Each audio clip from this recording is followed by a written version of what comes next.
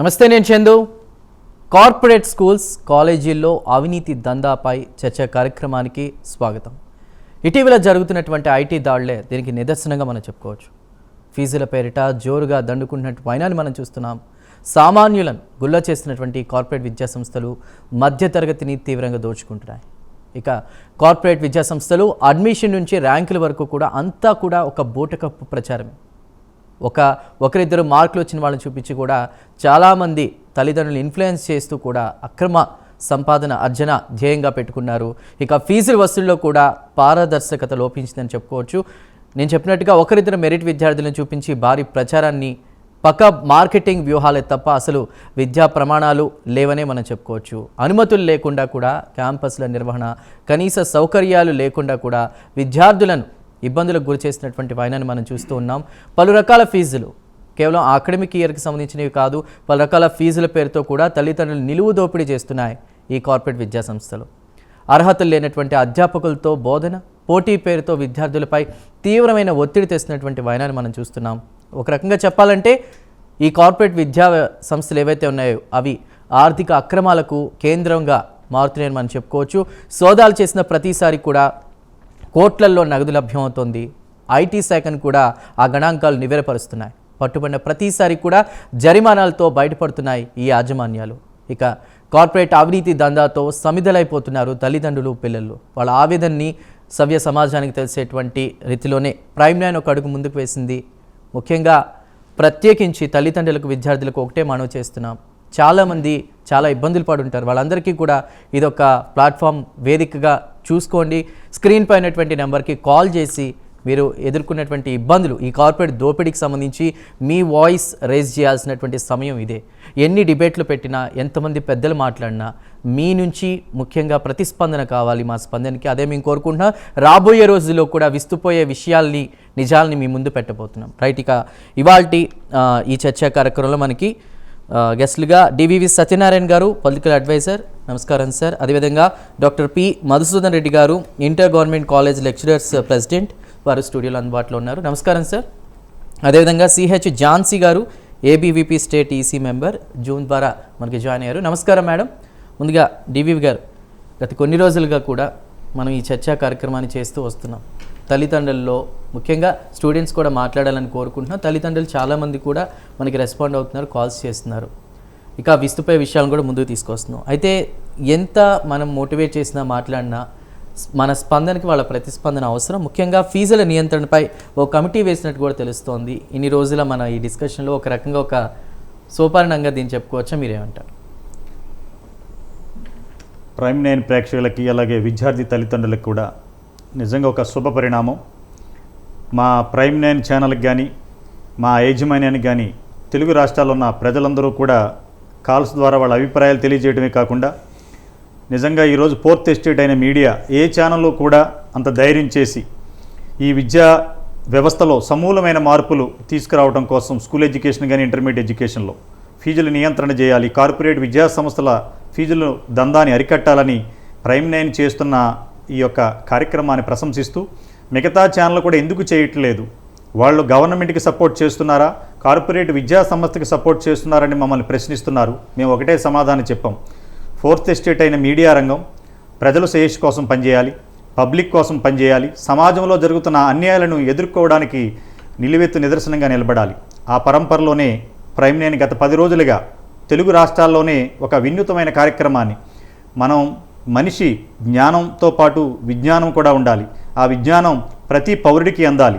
అలాగే 2009లో విద్యా హక్కు చట్టం ప్రకారం ప్రతి మనిషికి, పేద విద్యార్థులకు 20% ఉచితంగా విద్యను అభ్యసించాలి ప్రతి కళాశాలలో కానీ, స్కూల్లోని చట్టంలోనే ఉంది. కానీ ఈ రోజున ఆ చట్టం చుట్టంగా మారి ఎవరూ కూడా ముందుకు రావటం లేదు, దాన్ని అమలు చేయట్లేదు. అంటే చాలామందికి పేద విద్యార్థులకి తెలుసో తెలియదో ప్రతి కాలేజీలో కానీ విద్యా హక్కు చట్టం 2009 ప్రకారం 25%, అంటే 100 సీట్లుంటే 25% ఎవరైతే పేద విద్యార్థులకు ఉన్నారో, బిలో ప్రాపర్టీ లైన్కి ఉన్నారో వాళ్ళందరినీ కూడా ప్రతి కాలేజీలో వాళ్ళు అప్లై చేసుకుంటే వెరిఫై చేసి వాళ్ళకి ఫ్రీగా ఎడ్యుకేషన్ ఇవ్వాలి.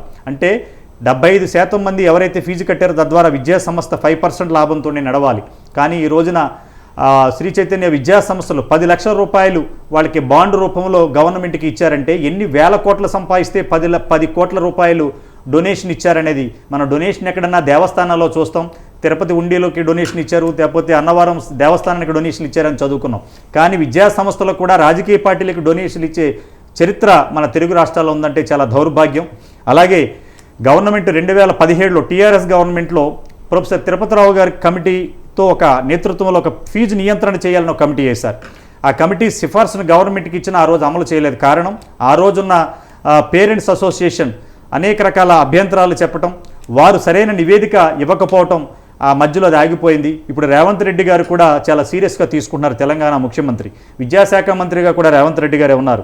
ప్రైమ్ 9 వేదిక సీఎం రేవంత్ రెడ్డి గారికి వారు విద్యాశాఖను కూడా చూస్తున్నారు, సమూలమైన మార్పులు తీసుకురావాలంటున్నారు. దయచేసి సీఎం గారికి మా ప్రైమ్ 9 ద్వారా రిక్వెస్ట్ చేస్తున్నాం, ఈ ఫీజు నియంత్రణకి మీరు క్యాబినెట్ సబ్ కమిటీతో పాటు ఇమీడియట్ అకాడమిక్ ఇయర్కి ఇంకా 2 నెలల టైం ఉంది. జూన్ 1వ తారీఖు నుంచి క్లాసులు ప్రారంభిస్తున్నారు. ఈ నేపథ్యంలోనే మీరు ఈ ఇంటర్మీడియట్ బోర్డు స్కూల్ ఎడ్యుకేషన్లో ఫీజు నియంత్రణకు ఒక కమిటీ వేసి దాంట్లో మా రిక్వెస్ట్ ప్రైమ్ 9 ద్వారా పేరెంట్స్ని ఇన్వాల్వ్ చేయండి, సామాజికవేత్తలు ఇన్వాల్వ్ చేయండి, retired police department government officials involve చేయండి, రాజకీయ నాయకుల యొక్క పాత్ర తగ్గించండి. ఎందుకంటే విద్యా సంస్థల్లో పార్ట్ ఆఫ్ ది బిజినెస్ ఎమ్మెల్యేలు, ఎమ్మెల్సీలు, ఎంపీలు, మంత్రులు కూడా డైరెక్ట్గా విద్యా వ్యాపారంగా చేస్తున్నారు. ఈ రోజున హైదరాబాద్ చుట్టుపక్కల ప్రాంతాల్లో ఔటర్ రింగ్ రోడ్ ఏరియాలో ఒక 2-3 ఎకరాలు తీసుకోవటం, హంగు హబ్బులతో కార్పొరేట్ స్కూల్స్ పెట్టడం, సిబిఎస్ఈ సిలబస్ని ఇంక్లూడ్ చేయటం, తద్వారా కోట్ల రూపాయల బిజినెస్ చేస్తున్నారు. ఒకటే శ్రీ చైతన్య నారాయణలోనే కోట్ల రూపాయల బిజినెస్ జరగట్లేదు. ఈ స్కూల్ లెవెల్లో సిబిఎస్ఈ కరికులంలో, ఐసిఎస్ఈ కరికులంలో వేల కోట్ల రూపాయల దందా జరుగుతుంది. ఎక్కడ ఏ స్కూల్ రన్ చేసినా 2 రాష్ట్రాల్లో గవర్నమెంట్ ఫీజు ఫిక్స్ చేయాలి, గవర్నమెంట్ రిజర్వేషన్ కల్పించాలి, ప్రతి స్కూల్ అడ్మిషన్ ఆన్లైన్లో జరగాలి. దీనికోసం ప్రైమ్ 9 వేదికగా మేము అనేక కథనాలు ప్రచురం చేయడానికి సిద్ధంగా ఉన్నాం. అలాగే పేరెంట్స్ నుంచి స్పందన వస్తుంది, గవర్నమెంట్ కూడా మనకి ముందుకు వస్తుందని సమాచారం ఉంది. త్వరలో కమిటీ కూడా వేయబోతున్నారు. ఈ ప్రైమ్ 9 మీకోసం ఉంది, మీరందరూ మా వెంట నడవండి, మీకోసం మేమున్నాం. Thank you. రైట్, కమిటీ వేయబోతున్నారు త్వరలో, చూద్దాం. రైట్, మధుసూదన్ రెడ్డి గారు, మీరు ఇంటర్ గవర్నమెంట్ కాలేజెస్ లెక్చరర్స్ ప్రెసిడెంట్గా ఉన్నారు. అంటే గతంలో ఉన్నటువంటి పరిస్థితులు కానీ ఇప్పుడు పరిస్థితులు కానీ చూస్తే ఎప్పుడు తల్లిదండ్రులు కోరుకునేది పిల్లలకు ఒక బంగారు భవిష్యత్తు ఇవ్వాలని.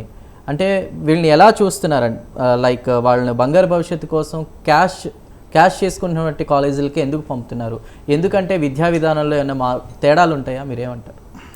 అంటే ప్రధానంగా ఒకటి, ఈ కార్పొరేట్కు సంబంధించినటువంటి 2 కూడా ఇవి నిజంగా కూడా ఒక కార్పొరేటు విద్యా సంస్థలుగా, తర్వాత 2 తెలుగు రాష్ట్రాల్లో ఉన్నటువంటి అనేక కళాశాలను మింగేసినటువంటి అనకొండలుగా ఈరోజు ప్రభుత్వాలకే ఛాలెంజ్గా మారినటువంటి పరిస్థితి మనకు ఒకవైపు కనిపిస్తుంది.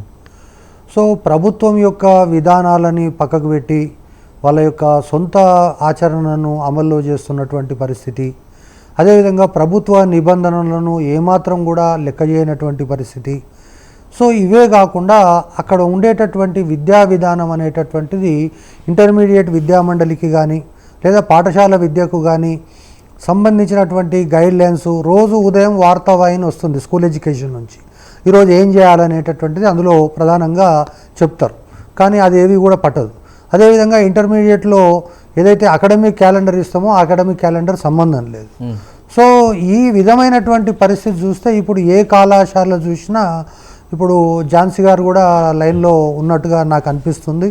రేపటి నుంచి వారికి అంటే రోజు పని ఉండేటటువంటి అవకాశం ఉంటుంది. 29 నుంచి రేపు లాస్ట్ వర్కింగ్ డే. ప్రభుత్వ జూనియర్ కళాశాలన్నింటికీ కూడా రాష్ట్ర వ్యాప్తంగా ఉన్న ప్రభుత్వ, ప్రైవేటు అన్నిటికీ కూడా రేపు చివరి పనిదినం. 30వ తారీఖు నుంచి ఆ కళాశాలల్లో ఎలాంటి అకాడమిక్ యాక్టివిటీస్ జరగడానికి వీల్లేదు. కానీ ఎంసెట్ పేరు మీద, ఐఐటి పేరు మీద, తర్వాత నీట్ పేరు మీద ఫస్ట్ ఇయర్ స్టూడెంట్స్కి కూడా తరగతులు నిర్వహించేటటువంటి పరిస్థితి, సెకండ్ ఇయర్ స్టూడెంట్స్ అని చెప్పేటటువంటి పరిస్థితి. ఒకవేళ అక్కడ దొరకకపోతే పక్కన కాలేజీలు తీసుకోవడము.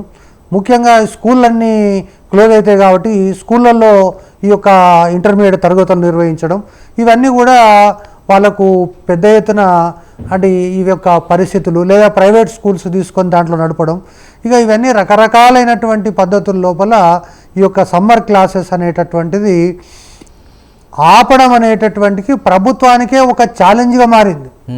గంజాయినన్నా నిర్మూలించవచ్చేమో కానీ గంజాయి నిర్మించడానికి ప్రభుత్వం చర్యలు తీసుకొని కొంతవరకు సఫలీకృతం అయితే అవుతుండొచ్చు. కానీ ఈ రెండు కార్పొరేట్ విద్యా సంస్థల సమ్మర్ క్లాసెస్ని అటు విద్యార్థులు పోరాటం చేస్తున్నారు, అధికారులు పోరాటం చేస్తున్నారు, ఇంటర్మీడియట్ విద్యామండలి చేస్తున్నారు. కానీ వీళ్ళు ఎవరిని కూడా లెక్క చేయకుండా వాళ్ళు నేను మొన్ననే చెప్పాను ఇన్స్పైర్ అని అంటే అది కాదు. చాలా మంది పెద్దలను అడిగినటువంటి ప్రశ్నే, ఈ ఎవరైతే కార్పొరేట్ విద్యా సంస్థల్ని మెయింటైన్ చేస్తూ మేనేజ్ చేస్తున్నారో వాళ్ళు రాజకీయాల్లో ఉండాల్సిన అవసరం ఉందా? ముఖ్యంగా మీరు అన్నట్టు ఇప్పుడు ఈ క్లాసెస్ ఇవి నిర్వహిస్తున్నారు. నేను అక్కడికే వస్తున్నా, మీరు చెప్పింది నాకు అర్థమైంది. సో ఇప్పుడు ముఖ్యంగా ఈ యొక్క పరిస్థితి కనుక చూస్తే రేపు ఈ రెండు కాలేజీల యొక్క సమ్మర్ క్లాసెస్ ఆపడానికి పోలీసు యంత్రాంగం కానీ విద్యాశాఖ కానీ రాష్ట్ర ముఖ్యమంత్రి దగ్గర నుంచి మొదలుకొని డిఓ ఆఫీసులో ఉన్న అటెండర్ వరకు విద్యార్థులు పోరాటం చేయాల్సిన పరిస్థితి వస్తుంది, విద్యార్థులు దాడులు చేయాల్సినటువంటి పరిస్థితి వస్తుంది. ఇవన్నీ కూడా జరుగుతున్నాయి. కానీ ఏంటి అంటే వీళ్ళు నిన్ననే సత్యనారాయణ గారు నేను మాట్లాడుకున్నాం, శ్రీ చైతన్య యాజమాన్యం 10 కోట్ల ఎలక్ట్రల్ బాండ్స్ కొన్న తర్వాత శ్రీ చైతన్య యాజమాన్యం పైకి బీఆర్ఎస్ ప్రభుత్వం ఎందుకు వెళ్తుంది?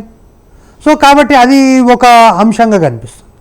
రెండవ అంశము నిజంగా కూడా ఐటీ దాడులేంటి, విద్యా సంస్థలపైన ఐటీ దాడులేంటి అనేటటువంటిది మనకు ఆశ్చర్యం కలిగించిన పేరుకు విద్యా సంస్థలుగా కొనసాగుతున్నాయి కానీ శ్రీ చైతన్య విద్యా సంస్థ కాదు.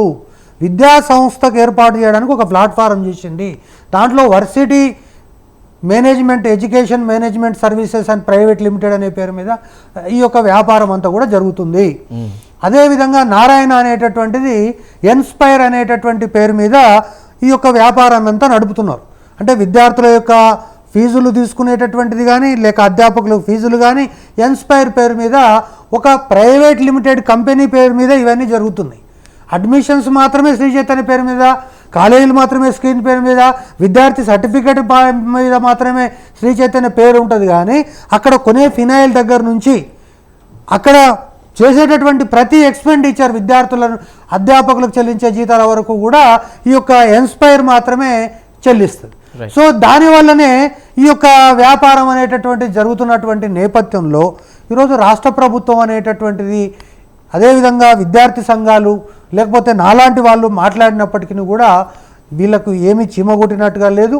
కాబట్టి ఈ రెండు తెలుగు రాష్ట్రాల్లో ఉన్నటువంటి పరిస్థితి సమ్మర్ క్లాసెస్ అనేటటువంటిది మీరు గూగుల్లో టైప్ చేసినా ఇర్రెగ్యులర్ సమ్మర్ క్లాసెస్ అని కొడితే 2 తెలంగాణ రాష్ట్రాలే కనిపిస్తాయి తప్ప వేరే రాష్ట్రాలు ఎక్కడ కూడా సమ్మర్ క్లాసెస్ బెడద కానీ దీన్ని నేను ఇంతకుముందు చెప్పినట్టుగా గంజాయి కంటే ఎక్కువ ఘోరమైనటువంటి ఒక దీనిగా తయారైపోయింది.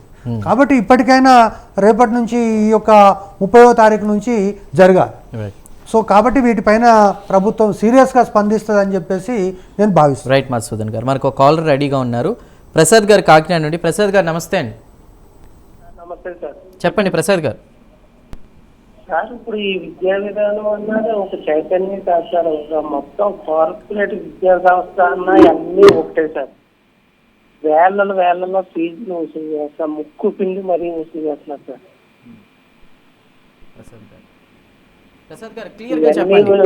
ప్రభుత్వం కూడా ఒక కమిటీ వేసి ఈ క్లాస్ ఈ ఫీజు అన్న ఒక టార్గెట్ రీచ్ అయ్యి ఒక టార్గెట్ ఫిక్స్ చేసి ప్రతి 3 నెలలకు ఒకసారి ఒక ఇన్విజిలేషన్ చేసి దీన్ని పూర్తిగా వాళ్ళ కంట్రోల్లో కూడా ఉండేటట్టు చేస్తే బాగుంటుందని మా ఉద్దేశం సార్. ప్రసాద్ గారు రైట్, నమస్కారం అండి. కాకినాడ నుంచి మాట్లాడుతున్నారా?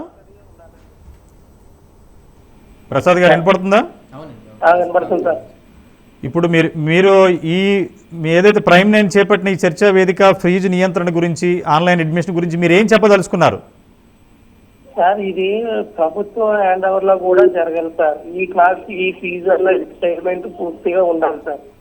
ఇది పూర్తిగా ప్రైవేట్ వాళ్ళ చేతుల్లో పోతుంది. వాళ్ళని నిర్ణయించేదే శాసనం, వాళ్ళకి చెప్పేదే శాసనం, వాళ్ళు చేసేదే శాసనం. దీనికి కారణం ఎవరంటారు? ఈ కారణం అంటే ఒక పక్క తల్లిదండ్రులు, ఇంకో పక్క పట్టించుకొని ప్రభుత్వం కూడా సార్. అంటే పేరెంట్స్ బాధ్యత ఉందంటారా, లేకపోతే ప్రభుత్వం అంతే మొత్తం బాధ్యత అంటారా? మొత్తం ప్రభుత్వం అంటున్నారు సార్. కుర్రోడు ర్యాంక్ వస్తుంది అన్న క్రమంలో తల్లిదండ్రులు ఉన్నారండి. వాళ్ళు ఏదో చేస్తున్నారన్న దాంట్లో ప్రభుత్వం ఉన్నారండి. మీ ఏరియా మీరు అయితే నేను వేయడం లేదు సార్, ఇటు పేరెంట్స్ కూడా ఉంది సార్. ప్రసాద్ గారు, మీరు కాకినాడలో మీరు ఓటేస్తే మీ ఎమ్మెల్యేని ఎన్నుకున్నారా, లేదా మీ ఎమ్మెల్యే మిమ్మల్ని ఎన్నుకున్నారా? లేదు సార్, మేము ఓటేస్తే మా ఎమ్మెల్యేని ఎన్నుకున్నామండి. మరి ఇది ఇంత ప్రజాస్వామ్య దేశంలో, ఒక్క నిమిషం సార్, ఇంత ప్రజాస్వామ్య దేశంలో నిజంగా 2 గవర్నమెంట్లు కూడా రిక్వెస్ట్ చేస్తున్నాం. ఇక్కడేమో తెలంగాణ రాష్ట్రంలో 6 పథకాలని, అక్కడేమో 6 సూపర్ 6 అని పెడుతున్నారు. మీరు సూపర్ 6 కన్నా కూడా దీనికన్నా పవర్ఫుల్ సూపర్ 6 ఏంటంటే విద్యా వ్యవస్థలో సమూలమైన మార్పులు తీసుకురావాలి. ఎందుకంటే మీరు అమ్మఒడి ఇవ్వక్కర్లొద్దు, ఏ ఒడి ఇవ్వక్కర్లొద్దు. ఈ ఎడ్యుకేషన్ సిస్టమ్ని రెగ్యులరైజ్ చేయండి. రేవంత్ రెడ్డి గారు కానీ చంద్రబాబు నాయుడు గారే ఎప్పుడైతే ఇది చేస్తే సమాజంలో మొత్తం మార్పు ఒక దిశగా కాదు, ఉవ్వెత్తున ముందుకు వెళుతుంది. పేరెంట్స్ కాదు, మధ్యతరగతి నుంచి, మిడిల్ క్లాస్ ఫ్యామిలీ నుంచి, ఒక నిరుపేద కుటుంబం నుంచి అందరూ కూడా, మనం చాలామంది రైతును బాగు చేయడం కోసం ఆ పథకం పెట్టాం, లేకపోతే అమ్మఒడి ఇచ్చాం, లేకపోతే ఇంకొకటి ఇచ్చామని చెప్తున్నారు. వాటికన్నా ఇంపార్టెంట్ పథకం ఇది. సూపర్ 6 కన్నా సూపర్ పవర్ అయిన పథకం ఇది. విద్యా హక్కు చట్టం 2, ఆన్లైన్ విధానం, ఫీజు నియంత్రణ పథకం. మీరందరూ కూడా పేరెంట్స్లో మార్పు రావాలి. మీలాంటి మేధావులందరూ కూడా గవర్నమెంట్ మీద ఫైట్ చేయాలి. తిరగబడిన రోజున ఇవన్నీ అమలు పరుస్తాయి. థ్యాంక్ యూ అండి. దేశ భవిష్యత్తు నిర్దేశించే పథకం అది. రైట్, విద్యాసాగర్ బాబు గారు ఉన్నారు, మరో కాలర్ మనకి. విద్యాసాగర్ బాబు గారు తిరుపతి నుండి. విద్యాసాగర్ గారు చెప్పండి. సార్ నమస్తే సార్. నమస్తే, చెప్పండి సార్. సార్ నా రిక్వెస్ట్ ఒకటే సార్, మీరు ఇందాక నేను ఇండియన్ దాంట్లో కూడా మొట్టమొదటి పేరెంట్స్తోనే మార్పు రావాలి, నెంబర్ 1. కానీ పేరెంట్స్తో మార్పు ఎందుకు రాలేకపోతుందంటే, ప్రతి ఒక్క నా కొడుకుని నేను చైతన్యంలో చదివించిన, నా కొడుకుని ఇక్కడ ఈ కాంపిటీషన్ అయిపోయింది పేరెంట్స్కి. దీన్ని తగ్గించేదానికి ఏ ఛానల్ ఎత్తానో యాక్చువల్గా నాకు కూడా అర్థం కాదు. ప్రజాస్వామ్యంలో నీ కోసం నిన్ను నీ చట్టమైన ఎన్నుకోమని అన్నారు ప్రజలు, రాజ్యాంగం చెప్తాను. నీ కోసం ఎవరైతే చేస్తావు, కానీ దాన్ని మనం ఓటర్గా మనం చేయడం లేదు. సేమ్ సిచ్యువేషన్ ఈ ఎడ్యుకేషన్లో కూడా ఉంది సార్. ఈ ఎడ్యుకేషన్ని నిజంగా సార్ నేను దీన్ని ఈరోజు ఆపద్దాను సార్, దీన్ని కంటిన్యూ చేయండి సార్. ఎందుకంటే లెనిన్ గారు విప్లవాన్ని తేవడానికి చేస్తే ఆయన తల్లి కొట్టారు, బహిష్కరణ చేశారు. ఆయన పోయి దాంకుని అడవిలో ఒక నిమిషం క్లోజ్ చేస్తాం. దానికొట్టే నేను చదివింది చెప్తున్నా. అక్కడ కాలి పోసి ఈ పక్కకు ఆ పక్కకు, ఈ పక్కకు ఆ పక్కకు గూడు వెళ్తే దానివల్ల కాలేదంట. 99 టైమ్స్ ఫెయిల్యూర్ అయింది కాలు పూసి, 1 టైం సక్సెస్ అయింది.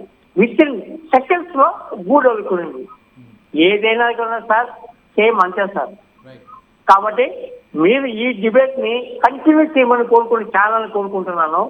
ఇది ఒక విప్లవం సార్. చాలా మంది ఇదే కానీ కంటిన్యూ అయితే సార్, నాకు తెలిసి మళ్ళా నక్సలైట్లు పుడతారేమో అనిపిస్తుంది సార్. మన కారణం ఏంటంటే డబ్బున్నవాడు సైజు వెళ్ళిపోతాడు, డబ్బు లేనివాడు చదివించుకోలేక వాడిని వదిలేస్తాడు పిల్లల్ని. వాడు ఏమవుతాడు? వాడు ఒక రెబల్ అవుతాడు, వాడు ఒక దొంగ అవుతాడు, వాడు ఇంకొకటి అవుతాడు. కాబట్టి దీన్ని కంటిన్యూ చేయండి సార్. ఖచ్చితంగా మార్పు వస్తుంది సమాజంలో.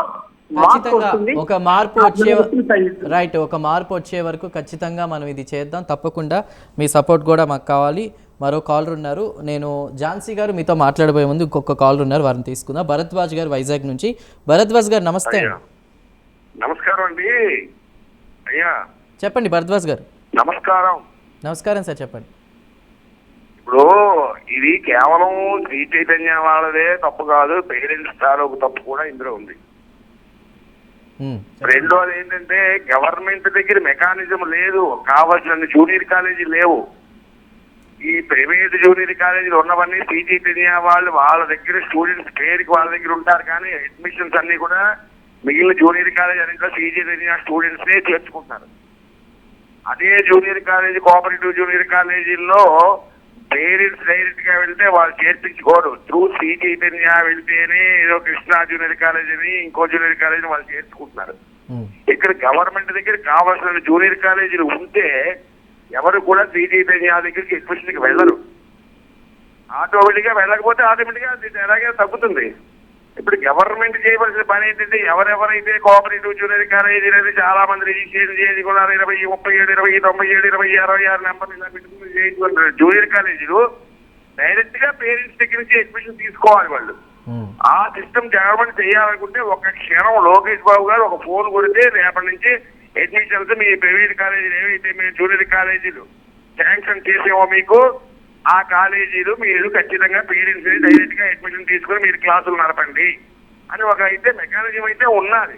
కాలేజీలు అయితే జూనియర్ కాలేజీలు శాంక్షన్ చేయించుకున్నారు, కానీ అవి శ్రీ చైతన్య చేతిలోనూ నారాయణ చేతిలోనూ ఉన్నాయి. అంచేత ఆ జూనియర్ కాలేజీలో అడ్మిషన్ ఇస్తే ఆటోమేటిక్ గా సరిపోతుంది మెకానిజం ఇమీడియట్లీ. ప్రతి మండలానికి 2-3 జూనియర్ కాలేజీలు ఉంటే కానీ ప్రజల స్ట్రెంగ్త్ ప్రకారం చాలదు.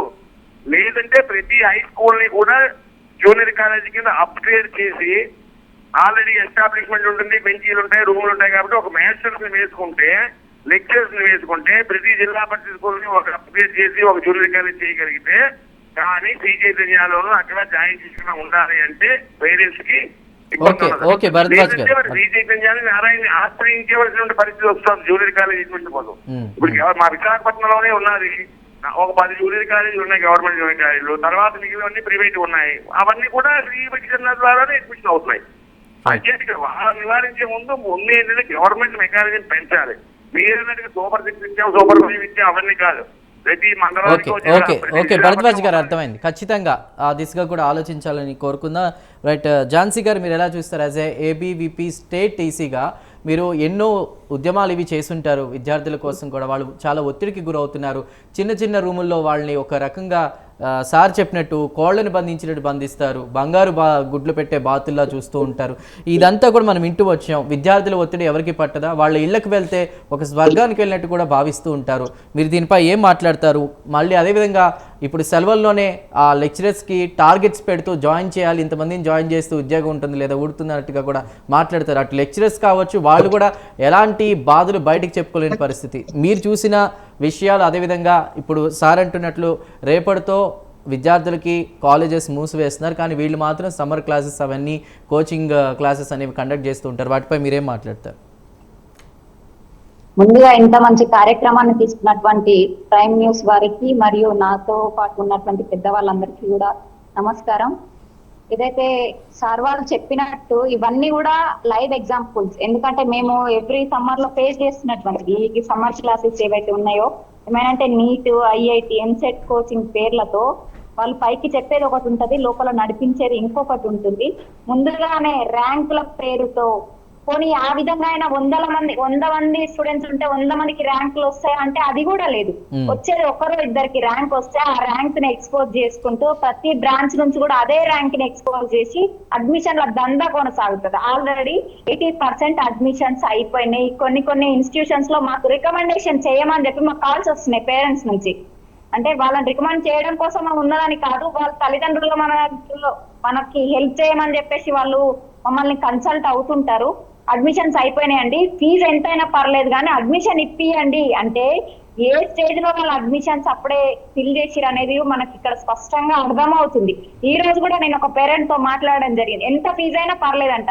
అంటే ఈ పేరెంట్స్ తీరు ఎట్లుందంటే, మనము ఒక చూసాం ధూమపానం, మద్యపానం ఆరోగ్యానికి హానికరం అని.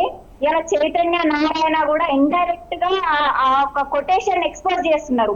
ఒక విద్యార్థుల ప్రాణాలకి మరియు వాళ్ళ భవిష్యత్తుకి కూడా ఇది ఒక హానికరం అనే విధంగా ప్రాణాలు కోల్పోతున్న తీరు కావచ్చు, అనుమానాస్పద స్థితిలో విద్యార్థులు సూసైడ్ చేసుకొని చనిపోవడం కావచ్చు, ఫుడ్ పాయిజన్ ఘటనలు కావచ్చు, అక్కడ జరుగుతున్నటువంటి అనేక కార్యక్రమాలు, ఎన్నో సంఘటనలు జరుగుతున్నా కూడా ఈ పేరెంట్స్ ఎట్లున్నారంటే, వాళ్ళు జాయిన్ చేసిరు కదా మేము కూడా చెయ్యాలి, ఎంత ఫీజు ఎక్కువ ఉంటే అంత మంచిది కాలేజ్, అక్కడ ఎడ్యుకేషన్ ఎట్లా ఉంది, అక్కడ ఫెసిలిటీస్ ఎలా ఉన్నాయి, వాళ్ళ పైన విద్యార్థుల పైన కేరింగ్ ఎట్లా ఉంది.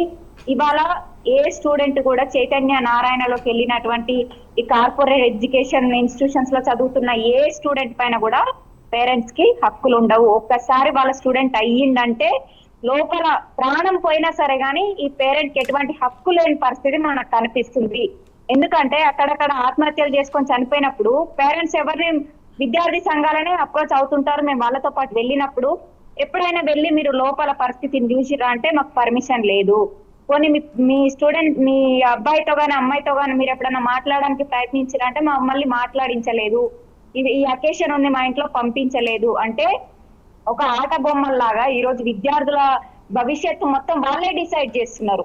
వాళ్ళ ఇష్టాలు ఏంది, వాడికి ఎడ్యుకేషన్ పైన ఇంట్రెస్ట్ ఉందా లేదా, 24/7 వాళ్ళు చదవడం తప్ప బట్టి చదువులు తప్పితే వాళ్ళ యొక్క అభిరుచులు ఏంటనే తెలుసుకునే పరిస్థితిలో తల్లిదండ్రులు లేరు, ఇటువైపు ఇన్స్టిట్యూషన్స్ లేవు. ఎందుకంటే వాళ్ళకి కావాల్సింది ఫీజులు. ఈ రోజు ఫీజులతో విద్యతో వ్యాపారం చేస్తా ఉన్నారు.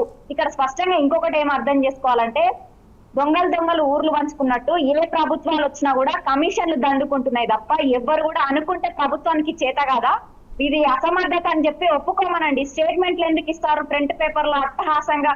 ఇప్పుడు కాంగ్రెస్ గవర్నమెంట్ ఫామ్ లో వచ్చిన వెంటనే రేవంత్ సర్కార్ ఉక్కుపాదం అని చెప్పి ఫ్రంట్ పేపర్ లో పెద్ద స్టేట్మెంట్లు ఇచ్చారు. ఎక్కడ పోయింది మరి మీ ఉక్కుపాదం తుప్పు పట్టిందా? ఈ రోజు ఇట్లా చేతగాని స్టేట్మెంట్లు ఎందుకు ఇవ్వాలి? ఇట్లా విద్యార్థుల భవిష్యత్తులతోనే ఎందుకు ఆడుకోవాలి? అంటే పైసలు ఉన్నోడికే చదువులు అనే విధంగా ఈ రోజు ఎడ్యుకేషన్ సిస్టమ్ అట్లా అయిపోయింది. అక్కడ సరైన నాలెడ్జ్ అందిస్తుంది కూడా లేదు. ఒక్కొక్క రూమ్ లో లిమిట్ కి మించి విద్యార్థులని కుక్కడము, అక్కడ పేరెంట్స్ ని కానీ విద్యార్థి సంఘాలను కానీ ఎవరిని కూడా అక్కడికి ఎలో చెయ్యరు. ఏదైనా మా స్టూడెంట్ ఏం జరిగినా మాది బాధ్యత అంటారు. తీరా స్టూడెంట్ కి ఏమైనా జరిగినప్పుడు మాత్రం వాళ్ళు ఇచ్చేటటువంటి బహుమతి ఏంటంటే నష్టపరిహారం, ఒక ప్రాణానికి ఇన్ని లక్షలు ఇస్తామని చెప్పేసి టోకెన్లు వేసి శవాలను పంపిస్తున్నారు తప్ప ఈ రోజు వాళ్ళు చేసేది ఏం లేదు. వాళ్ళ అక్రమాలకు అడ్డుకట్ట వేయడం ముఖ్యంగా ప్రభుత్వం యొక్క బాధ్యత. ఖచ్చితంగా ప్రభుత్వాన్ని నిలదీయాల్సినటువంటి రైట్ ప్రతి ఒక్క విద్యార్థికి, విద్యార్థి తల్లిదండ్రులకు ఉంది. ఇలా చేయనన్ని రోజులు ఈ ప్రభుత్వం కమిషన్లకు అమ్ముడు పోతూనే ఉంటుంది. ఈ విధంగా విద్యార్థుల భవిష్యత్తుతో చెలగాటం ఆడుతూనే ఉంటది. కాబట్టి ఇప్పటికైనా పేరెంట్స్ ఒక అవగాహనతోని విద్యార్థుల పట్ల ఆలోచించి నిర్ణయం తీసుకోవాలనేది మరొక విన్నపం. రైట్, ఝాన్సీ గారు మాట్లాడదాం.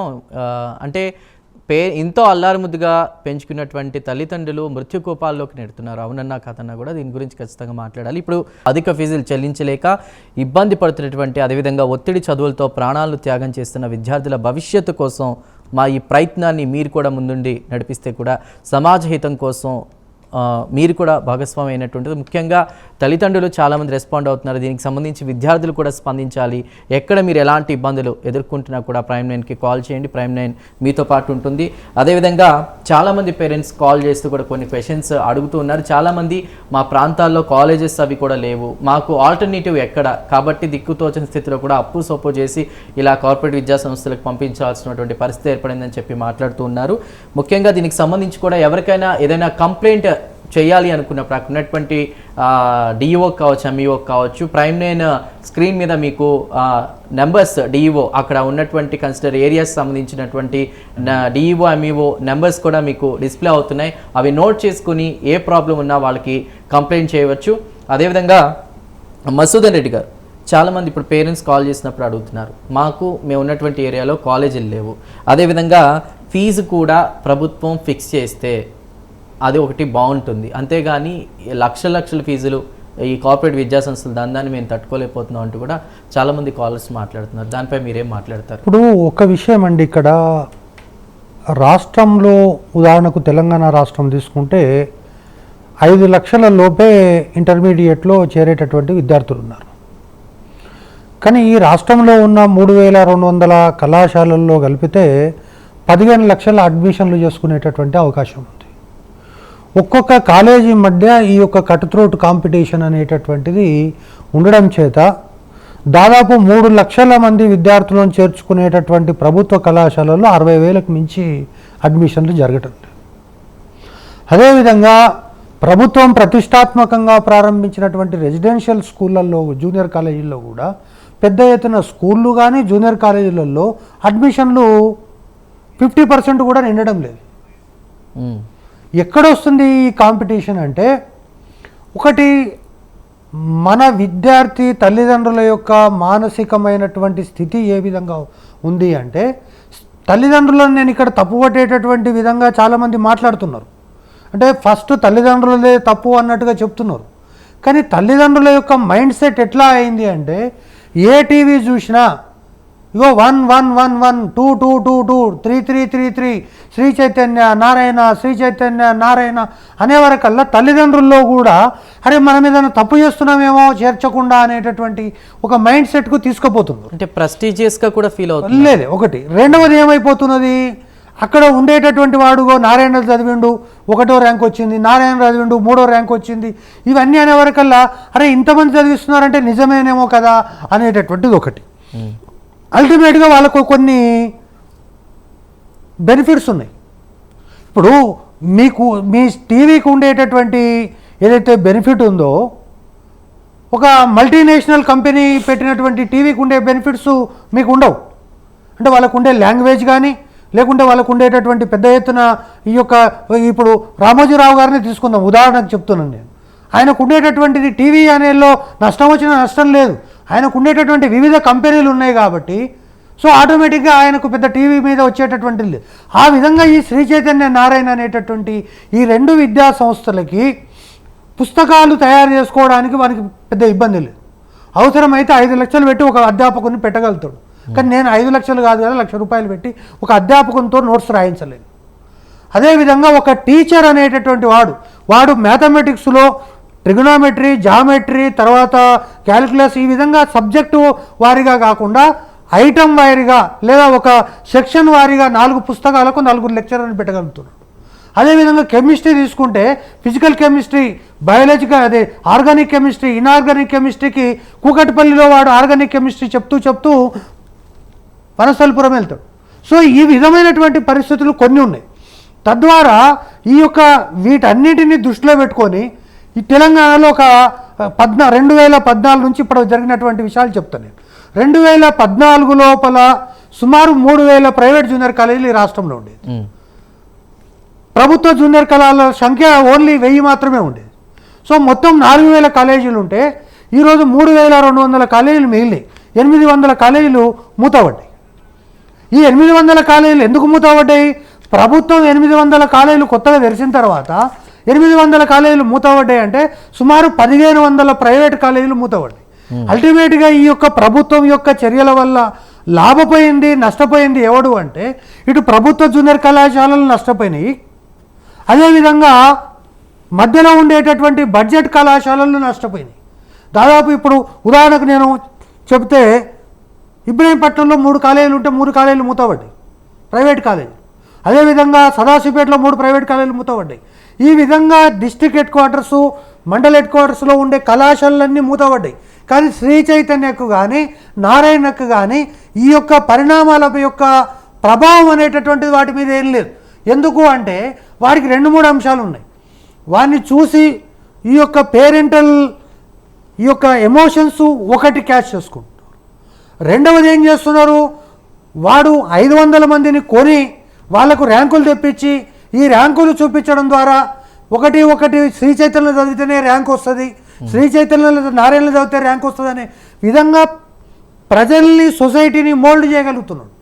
ఇప్పుడు ఎవరన్నా వచ్చి నన్ను కానీ ఝాన్సీ గారిని అడిగి సార్ మేము శ్రీ చైతన్య నారాయణలో చేయించదలుచుకోలేదు, మాకు ఏదైనా ఒక మంచి వేరే ఆల్టర్నేటివ్ కాలేజ్ చెప్పాలి అంటే ఒక్కసారి అక్కడి నుంచి ఇక్కడ వరకు ఆలోచిస్తే ఏదో 1-2 చెప్తే అది కూడా అంతే ఉంది సార్ నేను పోయి కనుక్కున్నా అనే పరిస్థితి. కాబట్టి ఈరోజు ఉన్నటువంటి పరిస్థితులలో ఒకటి ప్రభుత్వం నియంత్రణ చేయాలి, రెండవది ఈ యాడ్స్కు సంబంధించినటువంటి వాటిపైన నియంత్రణ పెట్టాలి. రేపు సమ్మర్ క్లాసెస్ ఉన్నాయి, ఎక్కడైనా సమ్మర్ క్లాసెస్ జరిగితే వాడిని తీసుకుపోయి చెంచల్గూడ జైల్లో even it is very criminal then drugs అనేటటువంటి పద్ధతిలో ప్రభుత్వం వ్యవహరిస్తే ఝాన్సీ గారికి ఏం పని ఉందండి? హాయిగా తమ యొక్క విద్యార్థికి సంబంధించినటువంటి అభ్యాస వర్గాలు నిర్వహించుకుంటా, విద్యార్థులకు సంబంధించినటువంటి సమూహాలకు ట్రైనింగ్ ఇచ్చుకుంటా, జాతీయ భావాలు పెంచేటటువంటిది. ఈరోజు రేపు పొద్దుగాల లేస్తే వాళ్ళు ప్రైవేట్ జూనియర్ కాలేజీలకు వెళ్ళి అక్కడ కాలేజీలు జరుగుతుంటే పెట్టి ఈ సమ్మర్ అయిపోయే లోపల ఝాన్సీ గారి పేరు మీద ఒక 20 నుంచి 25 పోలీస్ స్టేషన్లలో కేసులు నమోదవుతాయి. మా కాలేజీల మీద దాడి చేసిండ్రు, పలగొట్టిండ్రు, ఇవన్నీ చేసి వాళ్ళ మీద ఉల్టా కేసులు పెడతారు. ఎందుకంటే పోలీసులు వాళ్ళు, డిఎస్పీలు వాళ్ళు, ఎస్పీలు వాళ్ళే, అంతా వాళ్ళే. సో ఇటువంటి ప్రభుత్వం దీనికి సంబంధించి ఆలోచించాలి. మాట్లాడదామండి. కాలర్ రెడీగా ఉన్నారు, జగన్నాథ్ శర్మ గారు, ఈస్ట్ గోదావరి నుండి. జగన్నాథ్ శర్మ గారు నమస్తే అండి. నమస్కారం అండి. చెప్పండి జగన్నాథ్ శర్మ గారు. ఇప్పుడు మీరు పెట్టిన డిస్కషన్ శ్రీ చైతన్య మీద పెట్టారు కదా, అది అందరికీ కూడా అప్లై అయ్యే డిస్కషన్ ఏంటి?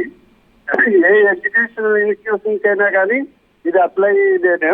ఇప్పుడు ప్రజెంట్ సిచ్యువేషన్ లో కూడా అన్ని కార్పొరేట్ ఇన్స్టిట్యూషన్స్ కూడా పేరెంట్స్ కానీ పేరెంట్స్ కన్సెంట్ కానీ ఏమీ తీసుకోకుండా వాళ్ళ అసోసియేషన్ కూడా తీసుకుని వాళ్ళ కన్సెంట్ తోటి ఏ మార్పులైనా చేయాలి, ఫీజు హైక్ కానీ లేకపోతే ఫెసిలిటీస్ కానీ ఏవి కూడా పేరెంట్స్ కన్సల్ట్ చేయట్లేదండి. ఇది చాలా ఓపెన్ సీక్రెట్. అందరూ కూడా దానికి అలాగే అలవాటు పడిపోయారు, లేకపోతే కామ్ గా ఉండడం అలవాటు అయిపోయింది పేరెంట్స్ కి. పిల్లల్నేమో అందులో చేర్చడం అనేది రెగ్యులర్ గా రొటీన్ లో జరిగిపోతుందండి. ఇప్పుడు అది ఒక్క శ్రీ చైతన్య అంటే అన్ని చోట్ల ఉందండి, స్టేట్లో ప్రతి స్టేట్ లోనూ ఉండదు. అది ఏ స్టేట్ లో ఉన్నా కానీ అది దాని అడ్మినిస్ట్రేషన్ అనేది వాళ్ళ తరహాలో వాళ్ళు చేస్తున్నారండి. రైట్ శర్మ గారు, చెప్పండి. మీతో సత్యనారాయణ గారు మాట్లాడతారు. శర్మ గారు నమస్కారం అండి. నమస్కారం అండి. మీరు ఎక్కడి నుంచి మాట్లాడుతున్నారండి? నేను వెస్ట్ గోదావరి అండి, పాలకొల్లు నుంచి మాట్లాడుతున్నారు. ధన్యవాదాలు. మీరు ఒక విషయం గమనించాలి, గత 10 రోజులుగా ప్రైమ్ 9 మీరు ఇప్పుడు పేరెంట్స్ ఇన్వాల్వ్మెంట్ లేకుండా ఫీజులు ఫిక్స్ చేస్తున్నారు, ఫీజు కలెక్ట్ చేస్తున్నారు అంటున్నారు. అసలు మన తెలుగు రాష్ట్రాల్లోనే ఫీజు నియంత్రణ కమిటీ వేశారు, అది బుట్ట దాఖలయ్యింది. కానీ మాకు ప్రైమ్ 9కి గత 9 నెలలుగా అనేక ఫోన్ కాల్స్ మేధావుల నుంచి విద్యార్థులు పేరెంట్స్ రావడం వల్ల ఈ చర్చ మొదలు పెట్టాం. మేము ఒకటే కోరుతున్నాం తెలుగు రాష్ట్రాల గవర్నమెంట్ని, పేరెంట్స్ని ఇన్వాల్వ్ చేస్తూ ప్రతి కాలేజీ స్కూల్లో పేరెంట్ కమిటీతో పాటు ఫీజు నియంత్రణకు ఒక కమిటీ వేయాలి, గవర్నమెంటే ఫీజు ఫిక్స్ చేయాలి, ఆన్లైన్ అడ్మిషన్ చేయాలనేది మా యొక్క ముఖ్య ఎజెండా. మీలాంటి వాళ్ళందరూ కూడా ముందుకు వస్తే త్వరలో తెలంగాణ రాష్ట్రంలో ఆల్రెడీ మండలిలో చర్చకు వచ్చింది. అనేక మంది ఎమ్మెల్సీలు రేవంత్ రెడ్డి గారిని కమిటీ వేయాలని చేస్తున్నారు. త్వరలో శుభ పరిణామం కూడా ఈ ప్రైమ్ 9 ద్వారా మీ అందరికీ అందుతుంది, మీరు సహకరించండి. రెండో విషయం ఏంటంటే మీలాంటి మేధావులు కూడా పేరెంట్స్లో మార్పు రావాలి ఎక్కువ శాతం. ఎందుకంటే ప్రశ్నించే తత్వం ఉన్నప్పుడే మనం సమాజంలో ఏదైనా సాధించగలుగుతాం. ఫోర్త్ స్టేట్ మీడియాతో పాటు పేరెంట్స్ కూడా మాతో కలిసి రండి. Thank you. రైట్ సత్యనారాయణ గారు, మీరు మాట్లాడుతూ ఉంటే నేను మీకు పంపించిన ఒక మెసేజ్ చూస్తున్నాను. ఇది కార్పొరేట్ కాలేజెస్ నుంచి ముఖ్యంగా మనం డిస్కస్ చేస్తున్నాం, నారాయణ చైతన్య వీటి గురించి. చైతన్య కాలేజ్ నుంచి వచ్చినటువంటి message. Dear parents, we would like to inform you that the book sale for the next academic year has already started. You can purchase the books online అంటూ కూడా ఈ మెసేజ్ని ఫార్వర్డ్ చేశారు. అంటే పేరెంట్స్కి ముఖ్యంగా ఈ కార్పొరేట్ విద్యా సంస్థలు అంటే ఇంకా విద్యా సంవత్సరం రేపటితో అన్ని క్లోజ్ అవుతున్నాయి, హాలిడేస్ ఇస్తున్నారు. నెక్స్ట్ అకాడమిక్ ఇయర్కి సంబంధించి కూడా ఇప్పుడే బుక్స్ సేల్ మొదలు పెట్టారు. దీనిలో ఇంకో విషయం ఏంటంటే ఈ 2-3 రోజుల్లో తీసుకుంటే ఒక రేటు, డేట్ దాటిపోయిన తర్వాత తీసుకుంటే ఇంకో రేటు, దానికి ఎడిషనల్ ఛార్జెస్ అంటూ కూడా పెట్టారు. అసలు ఈ దందాని ఎలా చూడాలి దాని గురించి మీతో మాట్లాడే ముందు ఒక కాలర్ ఉన్నారు, తీసుకుందాం. గోవింద్ గారు గద్వాల నుంచి. గోవింద్ గారు నమస్తే అండి. అట్లా కాదు సార్, మాటలు టీవీలో చెప్పడము, వీసీఆర్లో చెప్పడము, సెల్ ఫోన్లో మాట్లాడడం కాదు. ప్రభుత్వం నడిపించే వాళ్ళే కోట్ల రూపాయలు పెట్టి ఎమ్మెల్యేలు ఎమ్మెల్సీల పార్ట్నర్షిప్ అండర్వైన్ గా వాళ్ళు అంతా కనెక్ట్ అయి పేపర్ లీక్ కాకముందే పేపర్ లీక్ చేయడమే వాళ్ళు చేయిస్తున్నారు. పేపర్లు పిల్లలకు ఈ రకంగా రావాలి. శ్రీ చైతన్య అని, గాయత్రి అని, ఒక గాయత్రే కాదు, ఒక శ్రీ చైతన్య కాదు, సర్వ విద్యా వ్యవస్థని సర్వనాశనం చేసి బస్టు పట్టించారు లీడర్స్. పేరెంట్స్ ఏమో మార్కులు కావాలి, ఉద్యోగాలు కావాలి, వాళ్ళ కాలేజీలో చదివితేనే పాస్ అవుతున్నారు. వాళ్ళ కాలేజీలో చదివిన వాళ్ళే మిగతా వాళ్ళు మేమల్లా ఒక్కటే పలకతున్న చదువుకున్నాం, 7th క్లాస్ వరకు చదువుకున్నాం, 32 సంవత్సరాలు ఆర్టీసీలో డ్రైవర్ కూడా చేసినాను. అసలు వాళ్ళ కాలేజీ మేము చదివే రోజుల్లో ఇంగ్లీషే లేదు. నోరు తెరిస్తే ఇంగ్లీష్ అని చెప్తారు, అంతా ఇంగ్లీష్ లోనే మాట్లాడుతుంటారు. మరి తెలుగు తీసుకుపోయి బంగాళాఖాతంలో కలుపుతారా? తెలుగు చదువుకున్న వానికి ఉద్యోగం వచ్చే ప్రసక్తే లేదు. ఇంతే సార్. రైట్ గోవింద్ గారు, అది అంటే చాలామంది తల్లిదండ్రులు మాట్లాడినా కూడా మేము చదువుకున్నాం, ఉద్యోగాలు చేసాం, సెటిల్ అవుతున్నాం. ఈ కార్పొరేట్ విద్యా వ్యవస్థలు వచ్చిన తర్వాత చదువుని బట్టి పట్టే విధానం తీసుకొచ్చి వాళ్ళకు అంటే ముఖ్యంగా తెలుగు అనేది పక్కన పెట్టేశారు. భాషా పరిజ్ఞానం ఉండాలి, ఇంగ్లీష్ రావాలి, కానీ క్రియేటివిటీ అనేది పోయింది. బై హార్ట్ సిస్టమ్ అనేది ఉంది. అదేవిధంగా ఇందాక చెప్పినట్లు ఈ పుస్తకాలు, ఈ బ్యాగులు, ఈ సేల్ ఏంటంటే ఏం మాట్లాడతారు? యాక్చువల్గా మనం ఈ చర్చ మొదలుపెట్టిన తర్వాత మన ప్రధాన కార్యాలయాలకి కొన్ని వ్యక్తిగతంగా ఫోన్లు వస్తున్నాయి. సార్ మీరు ఫీజులు దందా అంటున్నారు, స్కూల్లో బుక్స్, బ్యాగులు, తర్వాత స్టేషనరీ ఇంక్లూడింగ్ షూస్, సాక్సులతో సహా. ఎంత దౌర్భాగ్యమైన స్థితి అంటే ఒక వెండర్ని పిలుస్తారు స్కూల్లో, కాలేజీలో. End of the academic year last instruction day లోపల వాళ్ళే కౌంటర్లు పెడతారు. మంచి నీట్గా ఒక ఆడిటోరియంలోనో ఒక క్లాస్ రూమ్లోనో పెట్టి కంపల్సరీ ఇక్కడే తీసుకోవాలి. మొత్తం స్కూల్ బ్యాగ్, ఆ మోసుకెళ్ళే బ్యాగ్తో సహా స్కూల్ పేరు ముద్రించి, ఇదంతా కూడా చూస్తుంటే అసలు ప్రభుత్వాలు నడిపిస్తున్న విద్యాశాఖ కూడా నిమ్మకి నీరెత్తినవుతుందా, లేకపోతే ఈ విద్యా వ్యవస్థ ప్రభుత్వాలు బ్యాగులు, పుస్తకాలు లేదా భోజనం అన్ని ఉచితంగా ఇచ్చినా కూడా పట్టించుకునేటువంటి పరిస్థితి ఉంది? రెండోది ఏంటంటే ఈ పుస్తకాల్లో కూడా వాళ్ళు ఈ డొనేషన్స్ రూపంలో ఈ పుస్తకాలు అమ్మిన వచ్చిన డబ్బులతో కూడా వాళ్ళు కొన్ని శాలరీస్ కూడా తీసేస్తున్నారని మనకు సమాచారం అందుతుంది. అంటే ఈ అమ్మితే వచ్చే డబ్బులు ఉంటాయి చూసారా, వెండర్కి ఏముంటుందంటే మొత్తం బుక్స్, స్టేషనరీ బ్యాగులు అక్కడ పెడితే అతనికి చెప్తాడనమాట, మీకు 30-40% మీకు ఇచ్చేస్తామండి అంటే స్ట్రైట్ అవే ముందే ఇచ్చేస్తారు వీళ్ళు కాలేజీలకి, స్కూల్స్కి. ఎక్కడ మీకు ఇది ఒక బిజినెస్, ముందే వాళ్ళు బుక్స్ ప్రింట్ చేసుకుంటారు. పేరెంట్స్ చాలామంది పాపం నిశ్చాయితలు అడిగితే లేదండి మీకు ఫెసిలిటేట్ చేస్తున్నాం, మీరు బ్యాగ్ కొనుక్కోడానికి ఒక షాప్కి వెళ్ళాలి, బుక్స్ కొనుక్కోడానికి ఒక షాప్కి వెళ్ళాలి, షూకి ఒక వాడికి వెళ్ళాలి, మీకు అన్ని ఇక్కడ ఫెసిలిటేట్ చేస్తున్నాం, మీకు నచ్చినట్టే తీసుకోమంటారు. అక్కడ వెళ్ళాక వాళ్ళు ఫిక్స్డ్ రేటే ఉంటుంది. సపోజ్ ఒక షూ కొనుక్కున్నారు ఒక ఎల్కేజీ స్టూడెంట్, ఒక 500 ఛార్జ్ చేస్తే అతనికి 200 రూపీస్ వస్తే 300 రూపీస్ స్కూల్కి ఇండైరెక్ట్గా ఇస్తాడు అతను. ఎందుకంటే అతను 10 స్కూల్స్ పెట్టుకుంటే అతను కొన్ని లక్షల్లో అతను బిజినెస్ చేస్తాడు. ఇది నిజంగా ఎంత దందా అంటే పేరెంట్స్ చెప్పినట్టే వినాలి, ఫీజు చెప్పినట్టు వాళ్ళే వినాలి, ఫీజు వాళ్ళు చెప్పినట్టే చేయాలి, పుస్తకాలు వాళ్ళే కొనుక్కోవాలి, బట్టలు వాళ్ళు చెప్పినట్టే కొనుక్కోవాలంటే నిజంగా ఈ విద్యా వ్యవస్థ ఏ స్థితికి వెళ్ళిపోయిందంటే తెలుగు రాష్ట్రాల్లో పేరెంట్స్ అందరూ ముఖ్యంగా గమనించండి. మీలో అవేర్నెస్ రానంత కాలం ఫోర్త్ ఎస్టేట్ అయిన మీడియా, ప్రైమ్ 9 లాంటివి ఎన్ని కథనాలు చేసినా కూడా సమాజంలో మార్పు వస్తుంది, కానీ చాలా లేట్ అవుతుంది. ఇది తొందరగా వెళ్ళాలంటే మీరందరూ ముందుకు రండి, తిరగబడాలి, ప్రశ్నించాలి. ఈ స్టేషనరీ మాకు ఫోన్స్ వస్తున్నాయి ప్రైమ్ 9 వేదికగా, సార్ ఏ స్కూల్లో అయితే స్టేషనరీ అమ్ముతున్నారో, పుస్తకాలు అమ్ముతున్నారో మీరు రండి, అక్కడ డైరెక్ట్గా ప్రత్యక్ష ప్రసారం చేయండి, దాన్ని బట్టి మీరు కంప్లైంట్ చేయండి అంటున్నారు. మా ప్రైమ్ 9 వేదికగా మీరు ఫోన్ నెంబర్ డిస్ప్లే చేస్తున్నాం. తెలంగాణ రాష్ట్రంలో ఏ జిల్లాలైనా సరే స్కూల్లో పుస్తకాలు ఇవన్నీ అమ్మడానికి నిషేధం. డిఈఓలు అడుగుతుంటే వాళ్ళు ఏం చెప్తున్నారో తెలుసా, సార్ యాజ్ ఫర్ రూల్ ప్రకారం ఎక్కడా కౌంటర్లు పెట్టకూడదు, అడపా 2-3 స్కూల్స్కి వెళ్తున్నాం, మేము వస్తున్నామని తెలిసి వాళ్ళు తీసేస్తున్నారు, వేరే రూమ్లో పెడుతున్నారు అంటున్నారు. ఇదంతా తెలిసి జరుగుతుందా తెలియక జరుగుతుందా అనేది సభ్య సమాజానికి తెలుసు. అయినా ప్రైమ్ 9 వదలదు. ఎట్టి పరిస్థితుల్లో ఈ కార్పొరేట్ దందాతో పాటు ఈ స్కూలు పుస్తకాల దందా కూడా అరికట్టాలి. పేరెంట్స్ ముందుకొచ్చి విద్యార్థి సంఘాలు కూడా మీకు విజ్ఞప్తి చేస్తున్నాం, మీరు కూడా ఎక్కడెక్కడ స్టేషనరీ పుస్తకాలు అమ్ముతున్నారో వాటిని మీరు మాకు ఫిర్యాదు చేయండి. అధికారులు వినకపోతే సీఎం వరకు కూడా తీసుకెళ్లి దీన్ని అరికట్టే విధంగా ప్రైమ్ 9 మీకు సమాజ హితం కోసం ముందుంటుందని తెలియజేస్తున్నాం. సత్యనారాయణ గారు, మధుసూదన్ గారు, ఫైనల్గా విద్యా వైద్యం అనేది అందరికీ అందుబాటులో ఉండాలి. పేదవాళ్ళు, మధ్యతరగతి వారు ఎక్కువగా ఉన్నటువంటి మన దేశంలో, అంటే చాలా దేశాల్లో కూడా విద్యా వైద్యం అందరికీ అందుబాటులో ఉంటుంది. ఇది ప్రజలందరికీ అందుబాటులో ఉండాలంటే ఫైనల్గా ఒక ఎండ్ కార్డ్, ఇప్పుడు జరుగుతున్నటువంటి దోపిడీకి ఎండ్ కార్డ్ పడాలంటే మీ మాటగా ఏం చెప్తారు?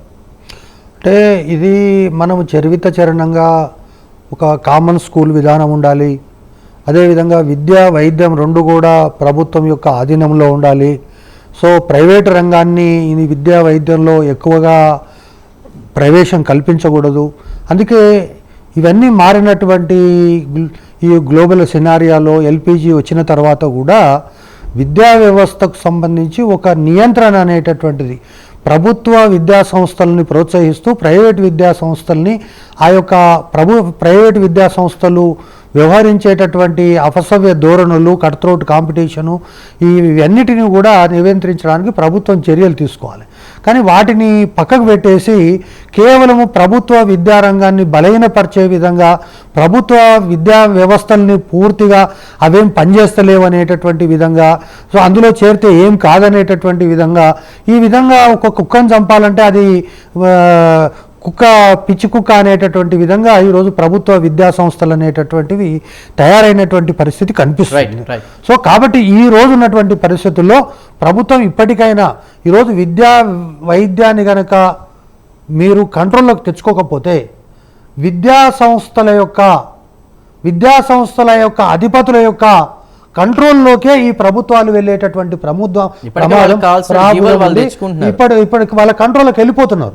అది ఇప్పటికైనా గుర్తించాలని, రేపు రాబోయేటటువంటి టాటా బిర్లాలు ఎవరైతే ఉన్నారో, సో ఆ విధంగా ఈ విద్యా వ్యవస్థ రెండు తెలుగు రాష్ట్రాలు వాళ్ళ యొక్క చేతుల్లోకి వెళ్ళిపోయి, పోలీస్ డిపార్ట్మెంట్ హోమ్ మినిస్టర్ చేతిలో ఉందంటాం, బట్ ఎడ్యుకేషన్ డిపార్ట్మెంట్ కార్పొరేట్ కాలేజీల చేతుల్లో ఉంది.